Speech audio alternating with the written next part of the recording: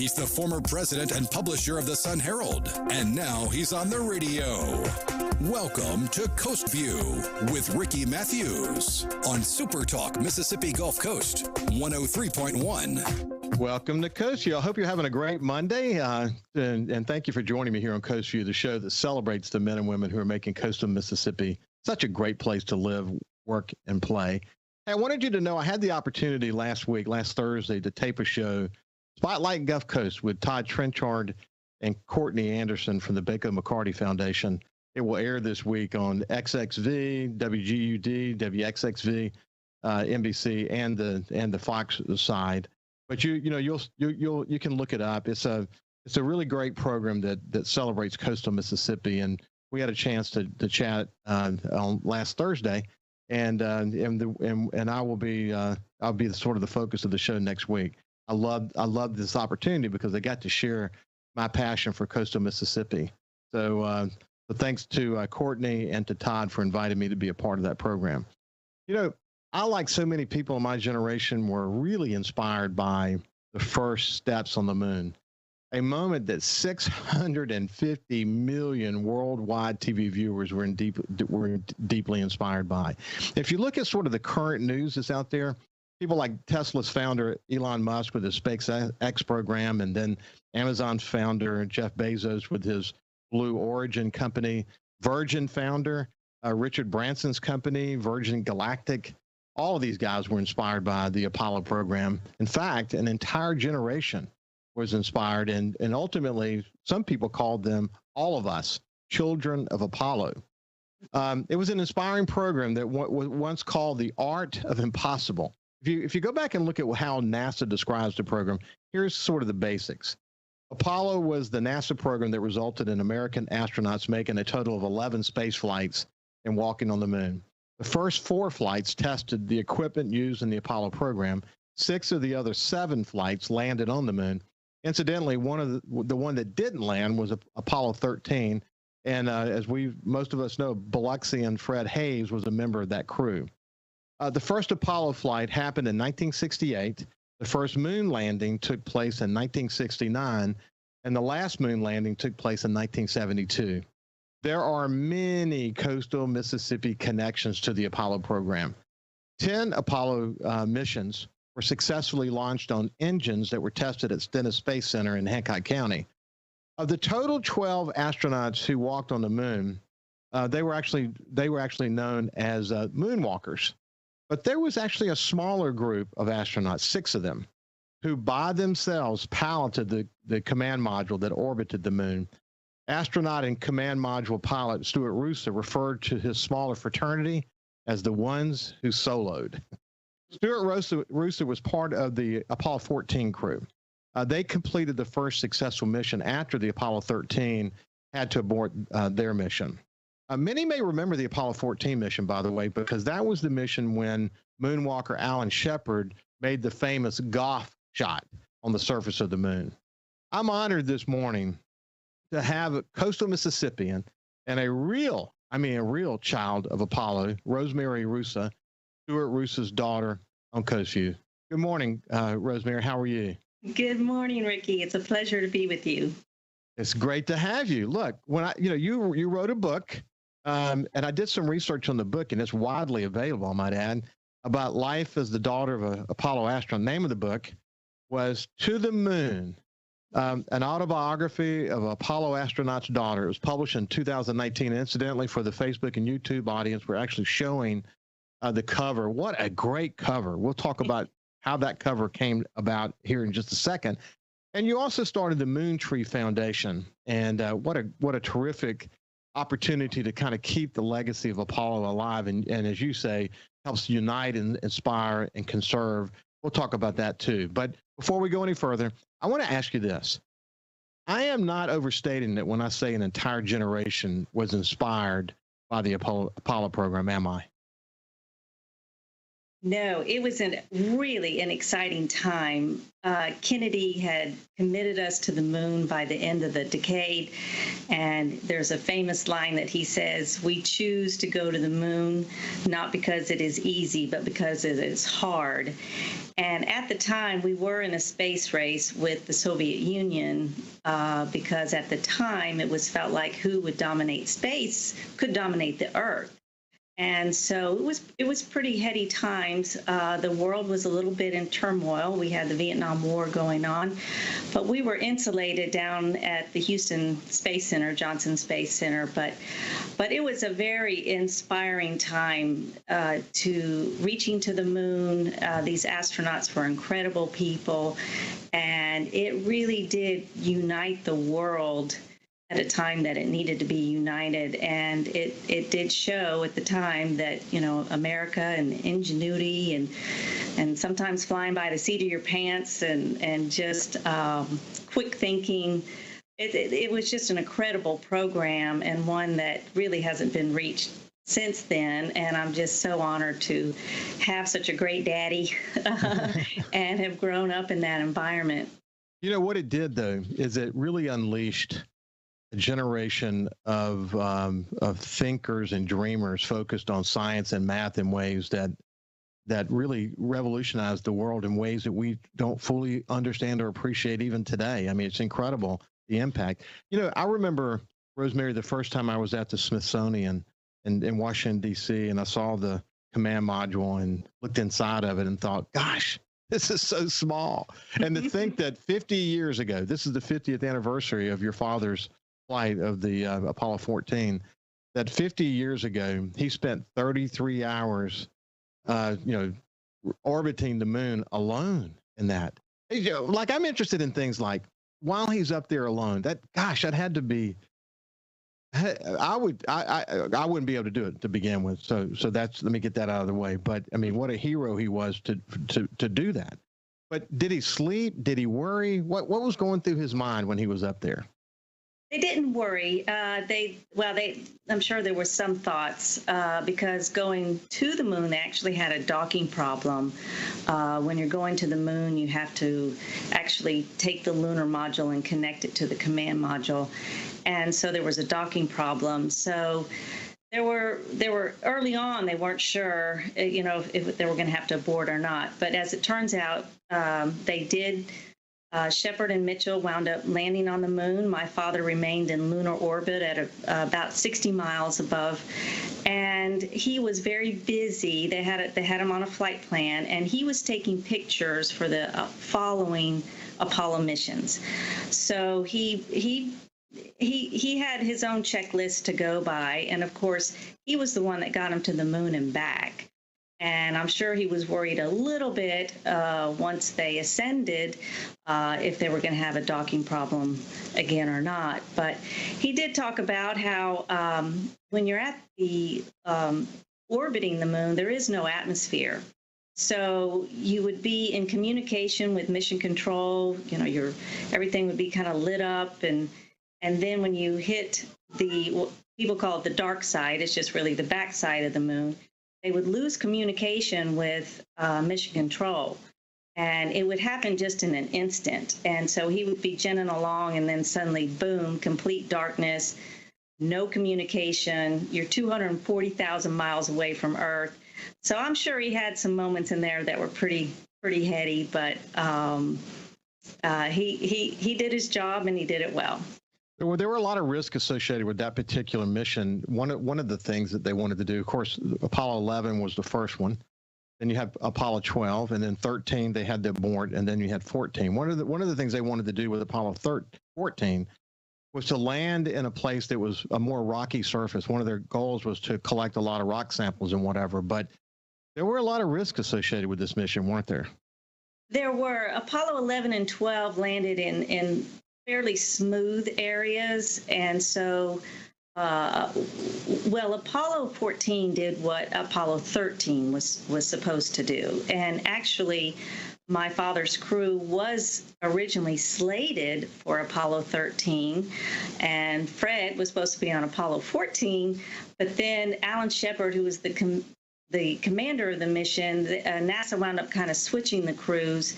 And so Apollo 14 did what 13 didn't do, and it was a good thing. My father had been training a lot in the simulators, and he really helped get Apollo 13 back down to Earth. So anyway, but yes, they were continuing the mission. They landed in a place that was more mountainous, and so their mission was to try and get to a place called Cone Crater and get some samples there that they had not seen in other parts of the moon. So they were kind of heading into the mountains. You kind of whisked right by that just now, but this whole notion of how they got Apollo 13 home and the way all the astronauts were involved in that incredible mathematic equation, and I mean ingenuity and innovation, and I mean it was really a miracle. But it was a miracle. At first, my father was not sure they were going to get the crew back, but of course they tried everything they could, and it was a great moment to have them back. It was a great moment in American ingenuity. Hey, when we come back, we're going to continue the conversation with Rosemary Roosa, whose father, Stuart Russa, was a member of the crew of Apollo 14, and we're going to talk about some cool things. We'll be back after this. Coast View on SuperTalk 103.1 is brought to you by Allen Toyota on I-10, exit 38 Gulfport. See all of the incredible inventory at allentoyota.com. And remember, when you think Toyota, think Allen Toyota.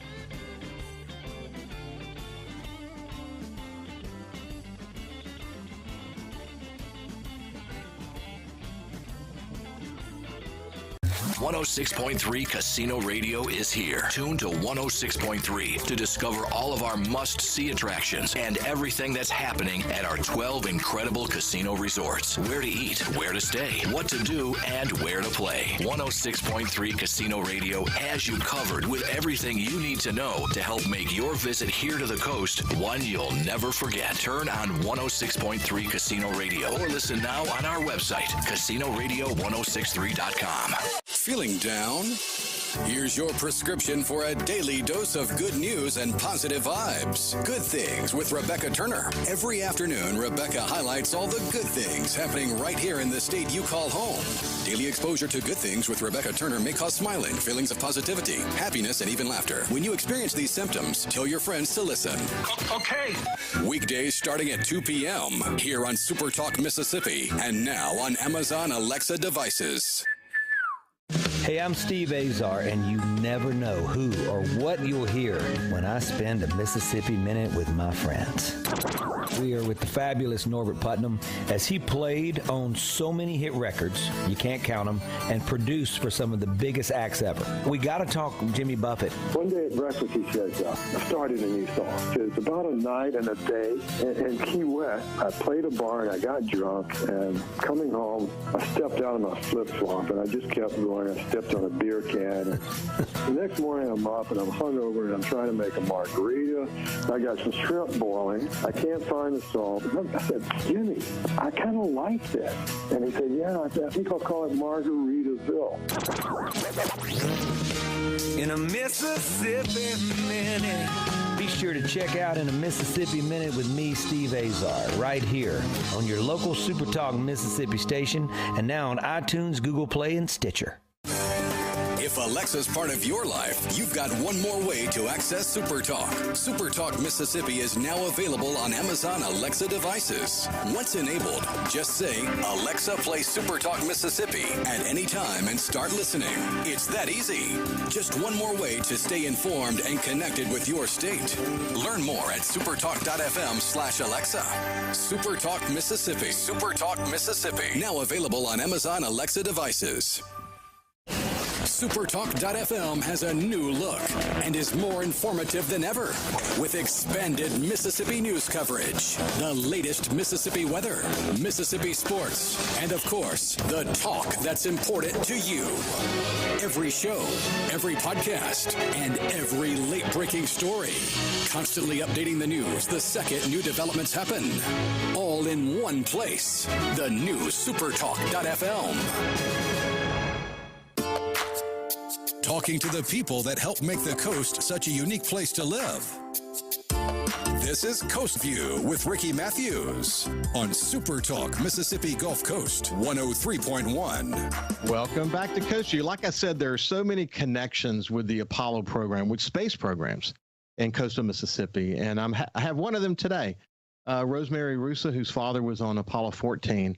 And we're just talking about what is it like to be a daughter of an astronaut, et cetera. Hey, one of the things I want to know about Rosemary is because Apollo 13 that had to abort the mission and they had to work so hard to get them back, which is what we were talking about when we went to break, and Apollo 14 that actually flew the mission that Apollo 13 was to fly.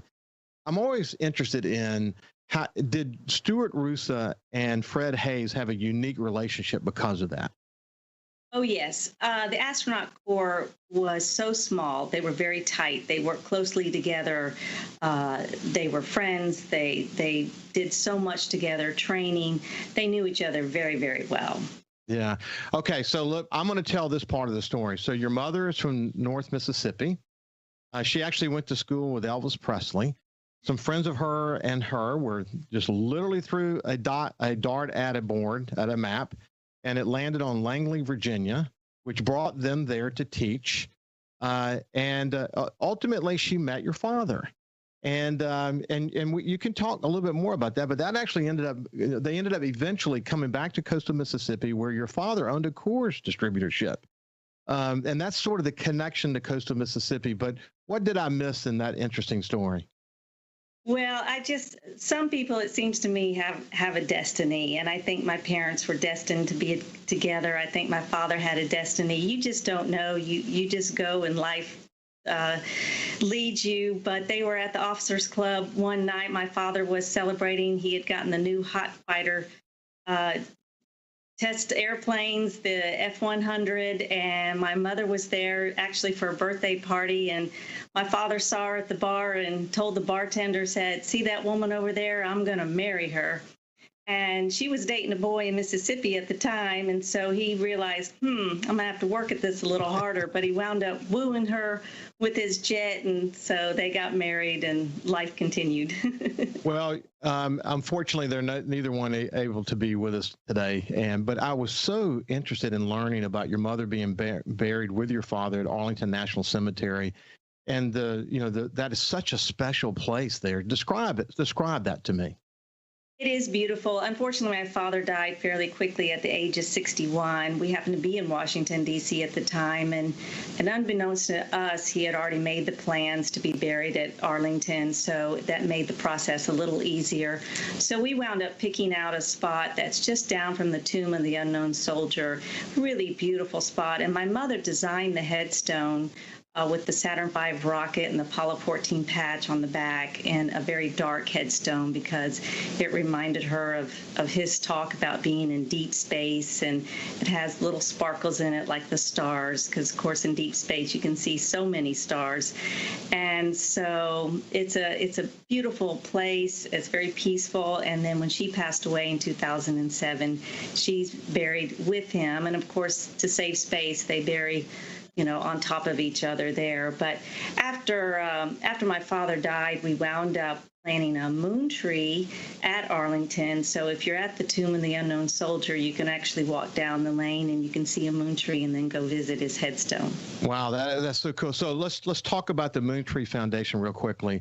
Your dad had the option to be able to bring something with him into space. Explain what he brought and how that has left a legacy. So back in the day, the Apollo astronauts were allowed to take a few personal items with them. It was called the PPK, Personal Preference Kit. And prior to Daddy joining the Air Force, he was a smoke jumper with the Forest Service. So when it was time for his mission, he wound up taking some tree seeds with him in honor of the Forest Service, 5 different varieties. And so they circled the Earth, they circled the moon with them. And when they came back to Earth, they weren't sure if they would germinate normally, if deep space or radiation had an effect on them, but they wound up coming to Gulfport, Mississippi at the Harrison Experimental Station. And so they germinated them and they wound up growing like normal trees. But a lot of those original they were mostly planted during the bicentennial, and those original seeds are now gone. And so out of the 450 seeds that he took, there's less than 100 of those original moon trees left. So I just decided to pick up the legacy, and I think it's a great legacy. And so I'm carrying on moon tree plantings with second-generation trees. It's an incredible story. You actually had the opportunity to plant one at the vice president's residence. Tell us about that. I did. That was in honor of the Apollo 11 50th celebrations. There were a lot of celebrations in 2019. We actually planted a moon tree garden at Kennedy Space Center with 12 trees, a tree for each of the Apollo missions. So as you enter into the Saturn V Center that has a large Saturn V rocket in there, you'll first pass through a moon tree garden, and then at the end of the year in November, we went up to the residence of the vice president with Buzz Aldrin and Rick Armstrong, Neil Armstrong's son. And so Mike Pence was so gracious, and it was just a small little ceremony, but there's a moon tree there now. Wow, what a great story. There's so many stories to tell. In fact, there's so many stories to tell. You wrote a book about your life as the daughter of an Apollo astronaut. In a short time we have left, what stands out to you in the stories that you told in your book? Well, I decided just one summer just to start putting down my thoughts. And so I wrote it to the moon. I love champagne. So if you can see on the cover, there's a champagne bottle with the command service module heading off to the moon, because there are a lot of times when I miss my parents very much, and I take a bottle of champagne out and I get the cork and I try and find the moon and I shoot it up, and that's not the way you're supposed to handle champagne, but I shoot it up as far as I can get and try and get it back into lunar orbit, and I toast to them. But I decided to just kind of write about having such a unique childhood. And the one thing my father and my mother, too, wanted to teach us was just be adventurous and just get out there and try things and explore and just do things. And so adventure was really something that brought them together. And so that's something that they conveyed to me. So the book is about, I take the reader to the moon and back in the first couple of chapters, and then I take you all over the world with just adventures. But I always weave something space-related into every chapter. And there are 14 chapters as an ode to Apollo 14. Wow, that's such a cool story. I'm actually glad that you mentioned the cover, because I was curious about that, as I mentioned at the beginning of the show. What a unique cover. So I'm sure you considered lots of different things, but you ultimately landed on that idea. Why did it win? Why did that particular cover win? Well, actually, that cover was designed by my honey, Francisco Gonzalez's daughter, Bella Gonzalez. And wow. I described it to her. And she has 2 degrees from Ole Miss in graphic arts, and so I described the concept to her, and she just came up with it, and she hit the nail on the head. It's just a beautiful cover. Francisco Gonzalez, our dear friend, and what he's done with the Mississippi Aviation Museum is really inspiring, isn't it? It is awesome. And of course, my father's in there along with Fred Hayes. So we do an ode to space in there. They're in the Space Heroes gallery. And so there's also a shuttle mock-up and things like that. But he loves filming, flying, and golfing. And so he picked this up. And so it's just a beautiful museum, and I encourage people to go by and see it. But he created, I know he's been on your show talking about it, but it's just really awesome. And we do cover all areas from space to early aviation to World War II to the Civil Air Patrol.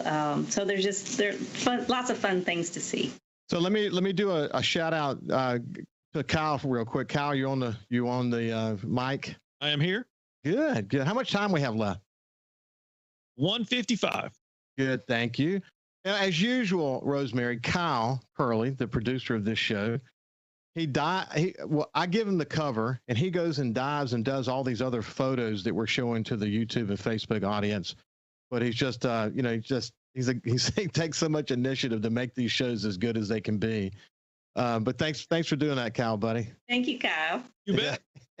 Cal's the man. Cal's the man. You gotta we got about a minute. Yeah, we got about a minute left, Rosemary. But I just want to say I really appreciate you taking the time to join me today. And what a great story. And you've had the opportunity to travel the world, really, as a child of an Apollo astronaut, and it just defined your life, didn't it? Yes, it did. I'm just so lucky, and right now we're celebrating the 50th anniversary of Apollo 14. So I just want all children out there to be inspired, to reach for the stars in their own way. I'm very excited about the fact that a moon program is getting back on track, and that this time we'll land a man and a woman on the moon. And I hope the United States plants the flag again. My father used to always say, when you go out at night and you look up at the moon, there are 6 American flags planted on that surface by humans, and we're the only country right now that can claim that. And as we celebrate, let's just inspire to reach and go again. Yeah, I hope that people who listen to this show, when you look up at the moon, you see it a little different these days based on this conversation. So anyway, Rosemary, thanks for joining me. We're going to be back in just a few minutes with Adele Lyons from the Coast Chamber. Broadcasting safe and sound from the coastal Mississippi studios, this is Coast View with Ricky Mathews on SuperTalk 103.1. 106.3 Casino Radio is here. Tune to 106.3 to discover all of our must-see attractions and everything that's happening at our 12 incredible casino resorts. Where to eat, where to stay, what to do, and where to play. 106.3 Casino Radio has you covered with everything you need to know to help make your visit here to the coast one you'll never forget. Turn on 106.3 Casino Radio or listen now on our website, CasinoRadio1063.com. When you listen to SuperTalk Mississippi, you become part of a statewide community, a community of knowledgeable, engaged, enlightened, well-informed, hard-working men and women just like you, all eager to see the Magnolia State grow and prosper. There may be some disagreement on how to get there, but the goal remains the same, for each Mississippian to reach their American dream. Thanks for listening and being a part of the conversation on SuperTalk Mississippi. Feeling down? Here's your prescription for a daily dose of good news and positive vibes. Good Things with Rebecca Turner. Every afternoon, Rebecca highlights all the good things happening right here in the state you call home. Daily exposure to Good Things with Rebecca Turner may cause smiling, feelings of positivity, happiness, and even laughter. When you experience these symptoms, tell your friends to listen. Okay. Weekdays starting at 2 p.m. here on SuperTalk Mississippi and now on Amazon Alexa devices. Perhaps you know a nurse, a physician, or someone who works at a hospital. We're working around the clock to keep you, your family, and our community safe and healthy. But we need your help. Wash your hands, maintain social distance, and most importantly, wear a cloth face mask. When you wear a mask, you're protecting your friends, your neighbors, your loved ones, and yourself. Science and evidence must shape our actions. Wear a mask. Never know who or what you'll hear when I spend a Mississippi Minute with my friends. I'm talking to Paul Thorne, Mississippi true treasure, really incredible recording artist, singer, songwriter. Has been doing it a long time, doing it the right way. It's almost like a Forrest Gump thing because I was a boxer, / I worked in a furniture factory, / I had a gig 2 nights a week playing my acoustic guitar in a pizza restaurant, / I was in the National Guard, and all this stuff was going on at the same time. / I had a writing contract with Rick Hall and Fame. In a Mississippi Minute. Be sure to check out In a Mississippi Minute with me, Steve Azar, right here on SuperTalk Mississippi, the SuperTalk Mississippi app, and now available on iTunes, Google Play, and Stitcher. When the pandemic hit, New York City was told to stay home. But some homes hurt. That's why when New York City stopped, we didn't. Safe Horizon is here for you, with you, through it all. Their shelters are still open. Staff are working tirelessly on the front lines of the pandemic to keep people safer. Because when home is where the harm is, safety is essential. Thousands of Bulldog fans have subscribed to the Thunder and Lightning podcast. Have you? On each episode, Brian Haydad and Joel Coleman give you an inside look at your Mississippi State Bulldogs. The Thunder and Lightning podcast is free and available on demand at supertalk.fm and on your smartphone. Just search for Thunder and Lightning on iTunes, Google Play, or anywhere you listen to podcasts. Thunder and Lightning from SuperTalk, Mississippi, covering the Bulldogs like no one else. What decisions are being made by state lawmakers, and how will they affect you, your family, and community? If you listen, you'll know. SuperTalk Mississippi, the SuperTalk app, and at supertalk.fl. Hi, I'm Billy Kinder, host of Big Billy Kinder Outdoors here. The show Saturdays at 1, right here on SuperTalk Mississippi. Turkeys, whitetail, Grenada Lake crappie, or Gulfport redfish. We enjoy it all, especially when you're in camp with us on SuperTalk Mississippi. If Alexa's part of your life, you've got one more way to access SuperTalk. SuperTalk Mississippi is now available on Amazon Alexa devices. Once enabled, just say, Alexa, play SuperTalk Mississippi at any time and start listening. It's that easy. Just one more way to stay informed and connected with your state. Learn more at supertalk.fm/Alexa. SuperTalk Mississippi. SuperTalk Mississippi. Now available on Amazon Alexa devices. Hey, South Mississippi, the future has arrived. It's 2021, and at J. Allen Toyota, we're here to serve you. Want to let you know that we have Allen's lifetime warranty on every new Toyota we sell. That also comes with Toyota Care. That's 2 years and 25,000 miles of complimentary maintenance. We have a great rental department. Our service department's ready to take care of your current vehicle. We're rolling out J. Allen certified pre-owned for 2021. You got to come to I-10 exit 38 right here in Gulfport. You're going to love what we have to offer. When you think Toyota, think Allen Toyota. He's the former president and publisher of the Sun Herald, and now he's on the radio. Welcome to Coast View with Ricky Mathews on SuperTalk Mississippi Gulf Coast 103.1. Welcome back to Coast View. That was a fun conversation just now with Rosemary Roosa. And, the connection that coastal Mississippi has to the Apollo program and to space in general is just incredible. And with that in mind, I want to bring Adele Lyons, who's the executive director for the Mississippi Coast Chamber, into the conversation and just say, when you think about the role that Stennis has played in, sort of the diversification of the coast economy, it is really significant, isn't it? Oh, absolutely. Stennis is so much bigger than people really think from the standpoint of landmass, people, organizations, agencies, buying power, the whole 9 yards. It's kind of a little hidden gem, and of course it's harder to get out there due to security reasons now than you used to be able to. But just very interesting, and the fact that it's here in South Mississippi is really something that we need to be super proud of, and I think people are. Well, when John F. Kennedy made that challenge that we're going to go to the moon, and we did it in such a short period of time, the leaders of coastal Mississippi were so smart in the way that they lobbied to create this buffer zone. Now, why the buffer zone is so important is because as you think about testing these enormous engines, they can be super loud, and so they could infringe on people's their residential places nearby and so on. So having this buffer zone around the test facility was really critical to the success of the facility. And one of the things that Adele just pointed out, it's literally a city. So you have so many Navy oceanographic oceanography is there. You've got some of the biggest supercomputers in the world there. Obviously NASA is there in the test facility, and the list goes on from there. But we're really, really lucky to have it. I often refer to that as being one of the bookends, of course, with Ingalls being the bookend on the other side. Hey, yesterday I had Hunter Lindsay. Actually, last week I had Hunter Lindsay and Lindsay Mitchell on. Hunter Easterling. What'd I say?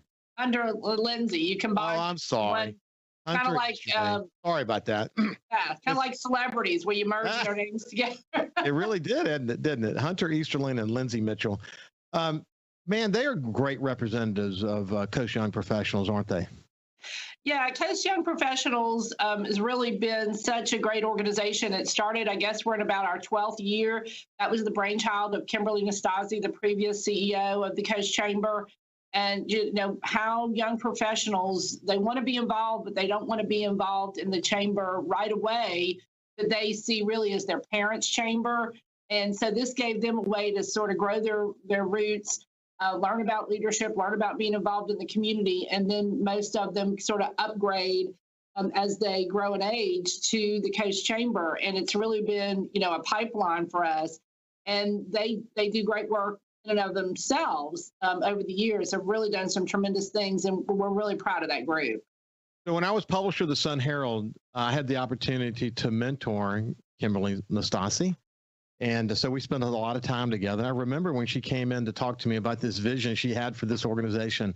It's amazing how fast time flies, isn't it, Adele? I mean, time just speeds by. It is. And when I worked with the Knight Foundation, they also came to me about trying to provide some funding to get that organization started off and for them to do some initial training with some other groups across the country. And that was just really early on in that sort of YP movement in chambers and community development organizations. And so we were happy to do that because, you know, if we can grow our own leaders in our community, it just makes it, you know, the future is bright.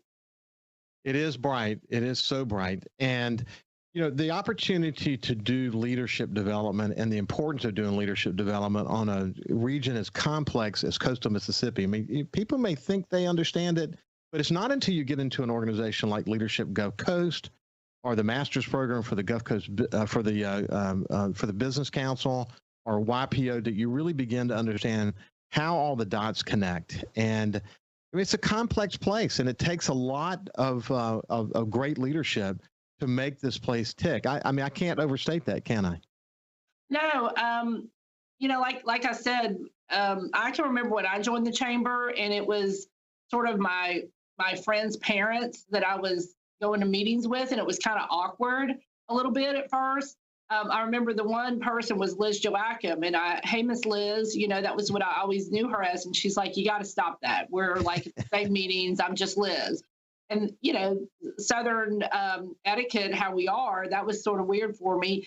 But to see these folks kind of take it upon themselves in their own organization and plot out their program of work and what topics and content are going to be important to them that they want to learn about. And it's always really cool when we have somebody come in, you know, it's called Insights, where they hear from a CEO or, you know, somebody else in the community that's a little bit older, wiser, has something to share, and just the notes they're taking and the takeaways from that is always just unbelievable.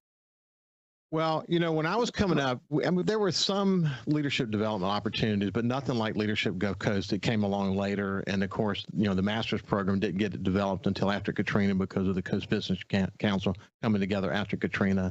And then, of course, you know, we didn't have a Coast Young Professionals. But when I became publisher of the Sun Herald in 2001 and worked so hard in the beginning of my publishership to create the Community Leaders Awards and the top 10 under 40, that was all about trying to hold those people up as examples. So when I would call them to tell them that they had won the award, I would say, congratulations on the recognition, but more important, now we get to actually use you as a tool. We get to hold you up as an example that other people can follow. And I'm so excited that you guys, within the guise of the One Coast Award, have been able to keep that going.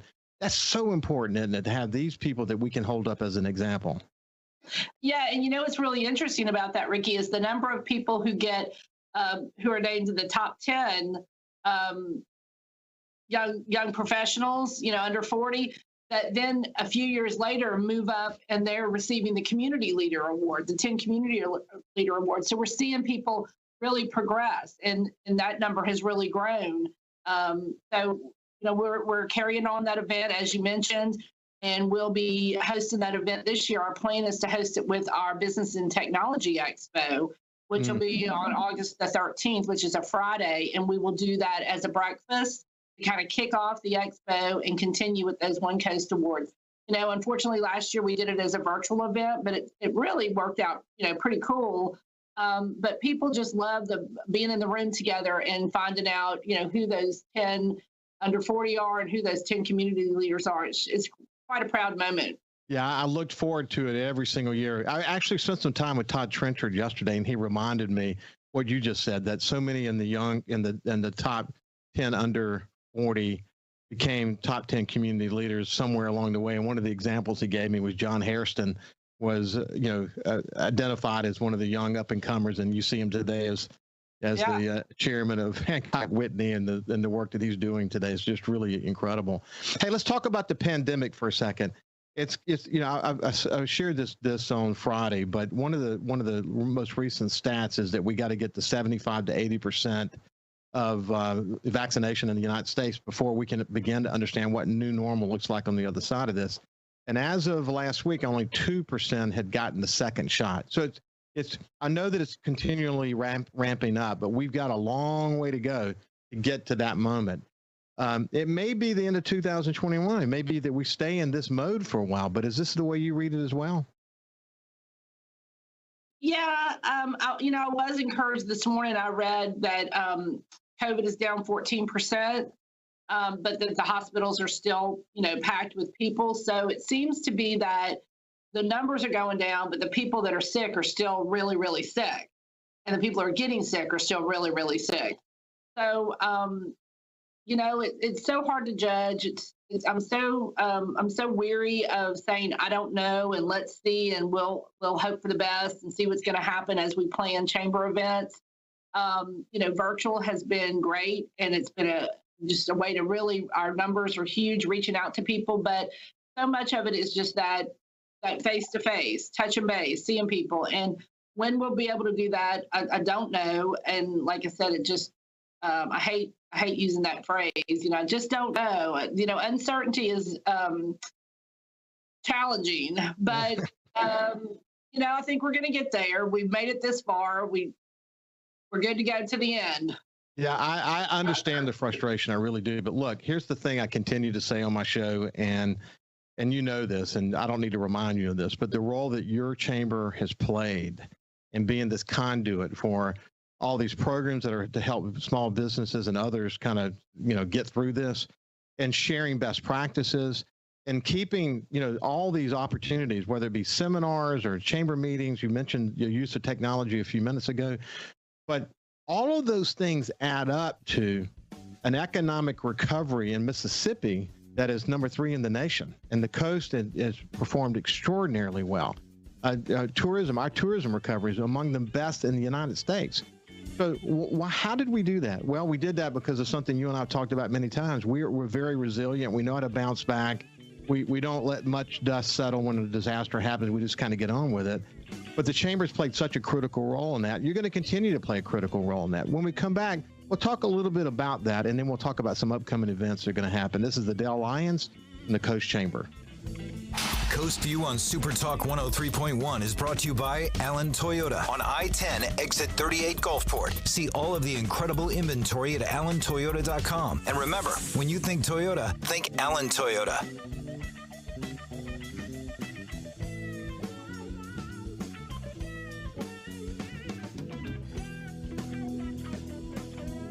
Thousands of Bulldog fans have subscribed to the Thunder and Lightning podcast. Have you? On each episode, Brian Haydad and Joel Coleman give you an inside look at your Mississippi State Bulldogs. The Thunder and Lightning podcast is free and available on demand at supertalk.fm and on your smartphone. Just search for Thunder and Lightning on iTunes, Google Play, or anywhere you listen to podcasts. Thunder and Lightning from SuperTalk, Mississippi, covering the Bulldogs like no one else. Hey, I'm Steve Azar, and you never know who or what you'll hear when I spend a Mississippi Minute with my friends.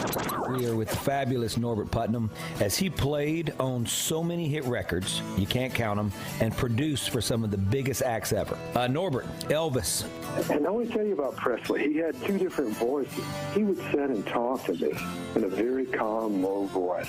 And we were at Stack's one night, and we were having lunch. We always had lunch at midnight because he was nocturnal.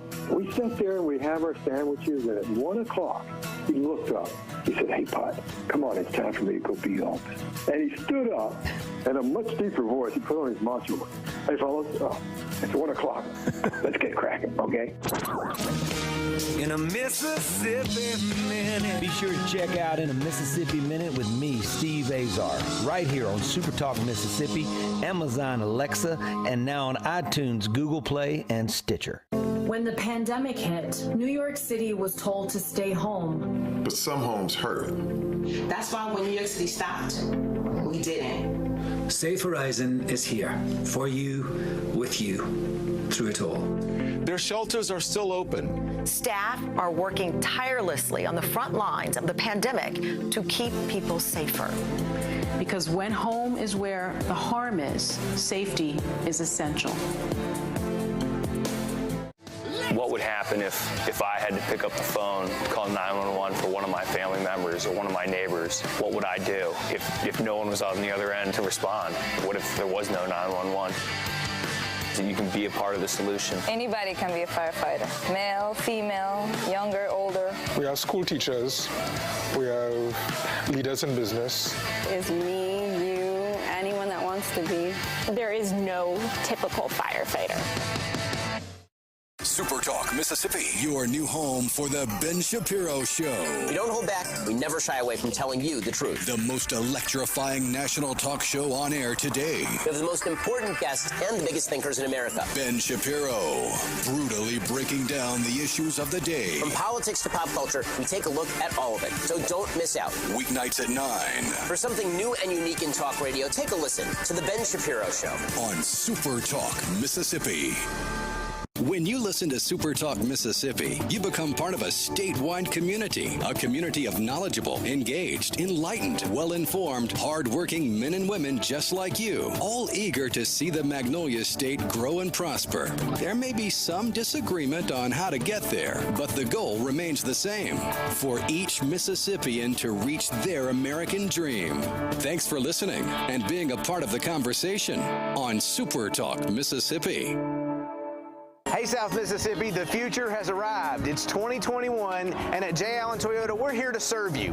Want to let you know that we have Allen's lifetime warranty on every new Toyota we sell. That also comes with Toyota Care. That's 2 years and 25,000 miles of complimentary maintenance. We have a great rental department. Our service department's ready to take care of your current vehicle. We're rolling out J. Allen certified pre-owned for 2021. You got to come to I-10 exit 38 right here in Gulfport. You're going to love what we have to offer. When you think Toyota, think Allen Toyota. Talking to the people that help make the coast such a unique place to live. This is Coast View with Ricky Mathews on SuperTalk Mississippi Gulf Coast 103.1. Welcome back to Coast View. We have Adele Lyons, the Executive Director of the Coast Chamber, with us today. And when we went to break, we were just talking about the chambers along coastal Mississippi have played this vital role as a conduit for all kinds of critical information. Sharing best practices, how to survive in a pandemic, all this stuff. And sort of during the break, I said, I know you didn't need that pep talk, but I say it anyway, just to remind people of the work that's going on. But you admitted that you can get weary. It's time to get on the other side of this. And I think a lot of people feel that way, don't they, Adele? Yeah, the good thing is not everybody feels weary at the same time. So just like you did, we can keep each other's spirits up and know that good things are happening. We're moving forward. We're seeing, like you mentioned, the PPP program is back out. So small businesses and businesses in our community are able to take advantage of the resources that the federal government's offering. We've done a program recently about vaccines, and we had a fair number of people jump on because there is still a lot of misconceptions or unknowns or maybe even some falsehoods out there about vaccines. And so we had representative from Memorial Hospital talk about that. And we want the business community to hear and understand that so that when your employees come to you and say, hey, I've got an appointment, you're okay with letting them be off, take that time out of the office to go get that vaccine, because that can make a world of difference for your staff. Like you said, just as each person gets that vaccine, it's just making it more safe and, for your staff within your office, especially if you're working together physically. Well, you mentioned the new round of PPP, which is the Payroll Protection Program. And I should also add that since coastal Mississippi was declared a disaster area as a result of Hurricane Zeta, we have the federal disaster relief funds that are available as well. You might mention just a little bit about that, Adele. Yeah, so the PPP, the deadline on that is March the 31st. So we still got a little bit of time. If businesses have not applied, or if they think they're interested in the second round, they really need to contact their banker, because that's who you borrow them. You go through the process with a local or a banking institution. And so go to your regular banker and talk to them about it. And I've had a couple people say, hey, I'm not sure that I need that. I'm not sure that I meet the 25%, level on that. Let your banker help you figure that out and look at those forms. And there's also a tax credit that's out there. Take a look at that. We've got some programs that we recorded that are on our website. You can go take a look at it and rewatch those, and we can certainly try to point people in the right direction. And then the SBA disaster loans are also open. And there's two different programs that you can, if you've had physical damage to your facility, there's money to borrow. And if you had economic damage to your business because of Zeta, there's money there as well. So, people just need to take advantage of those. And then we have coming up next week just a program about general business financing. Most people, when they start a business, the first thing there is where am I going to get the money to do this? And it always just hurts my heart when I hear people that took an advance on their credit card, because that's a huge interest rate. Certainly you're going to have to invest some of your own money and your savings. But there's also loan programs available. And so we'll have a program on that next week. There's a couple different agencies here on the coast that can help with that. Well, in the case of the PPP program, it's forgivable. Right. So that's important. In the case of the disaster relief loan, it's a low interest but longer term. Right. And 30 years. Yeah, and the reality of it, you've got, as you pointed out, you got the physical damage, but you also the economic damage. In the midst of the pandemic, you've been impacted, and the Zeta also impacted you. So you owe it to yourself if you own a business, and you need still some money to fill some gaps to get on the other side of this. Don't let these deadlines pass where you don't at least look into it. Absolutely, and like I said, we still have some time, but most of these forms are pretty easy. They're pretty quick to fill out. There is some documentation you will need, but most businesses would have that handy. Please don't wait to the last minute, the night before they're due to start working on this, because this could really be the difference of your business surviving or not. And we want to keep our business community as active and prosperous as we can on the Gulf Coast. It affects us all. I really appreciate the role you guys are playing in that. Like I said, a conduit to this really important information. We got just a couple of seconds left. What else is coming up? Well, on February the 19th at 8 o'clock in the morning, we have a session specifically for restaurants, and we're calling it Show Me the Money Restaurant Edition. And there are some specific things in the PPP to help restaurants on the coast. There's other programs and resources that are available, grants, legal pro bono work that's available. And so we're asking people to really encourage restaurants to jump on that. To not have local restaurants in our community, to just have chain restaurants would really be a shame. And so, we're trying to reach out. We know they're busy. We know some people serve breakfast. They might not be able to jump on that. But try to have somebody from your organization participate. We're just seeing, Robert St. John did a great editorial in the Wall Street Journal. And I think you're talking with him about the survival of local restaurants, and it's just crucial. And so we're trying to do anything we can to help. I hope people will jump on that and attend that.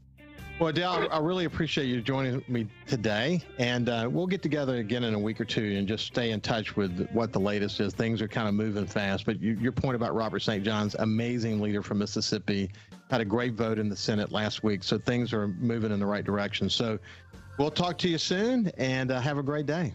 All right. Thank you, Ricky. You bet. Bye-bye. Broadcasting safe and sound from the coastal Mississippi studios, this is Coast View with Ricky Mathews on SuperTalk 103.1.